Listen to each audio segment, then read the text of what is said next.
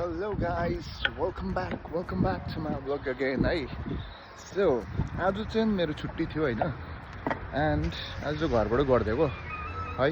के गर्नु भयो, तर के गर्नु भन्दा पनि कपाल काट्नु थियो हैन. कपाल यत्रो लामो भइरहेको छ, नाकमा पनि के निस्किरहेको छ. तर आज चाहिँ मेरो घरबाटै गरिदिएको है. यो ब्याक चाहिँ मेरो घर हो हैन. And the weather is like this. अहिले चाहिँ 7:30 भइरहेको छ, बट यहाँ चाहिँ आजकल चाहिँ ढिलो रात पर्छ क्या. रातिको कति 8-9 बजीसम्म पनि यतिकै हो.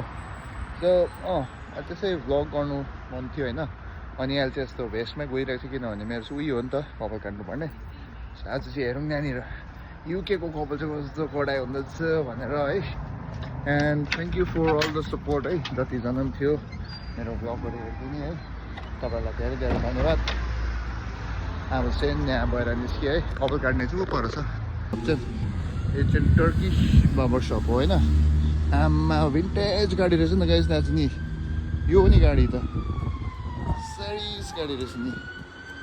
भिन्टेज गाडी रहेछ, भिन्टेज गाडी हो. यहाँ चाहिँ एउटा कुरा राम्रो पनि छ है, यस्तो एम्बुलेन्सहरू आउँदाखेरि होइन. यहाँ हेर्नु न, अब एम्बुलेन्स त कस्तो डेली उयो दिन्छ, प्रायोरिटीले.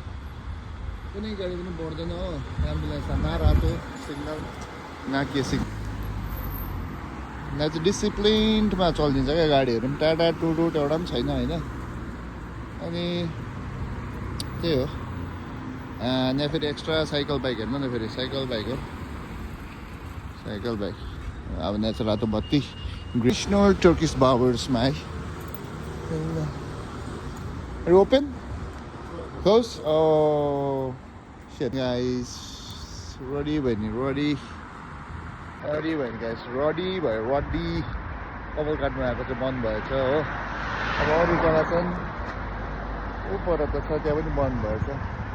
यहाँ त्यही हो, अब बाबर सपहरू चाहिँ त्यस्तो लामोसम्म रहँदैन नि त. यहाँनिर 7 बजीसम्म बन्द भइहाल्छ.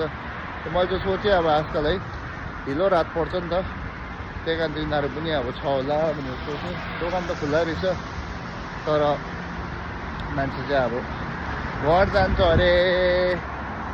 रडिच भयो, रडिच भयो माथि फेरि हो इङ्ल्यान्डको फ्ल्याग होइन.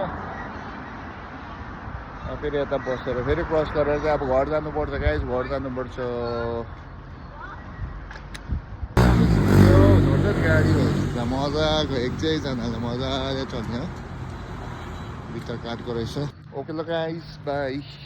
C you on my next vlog.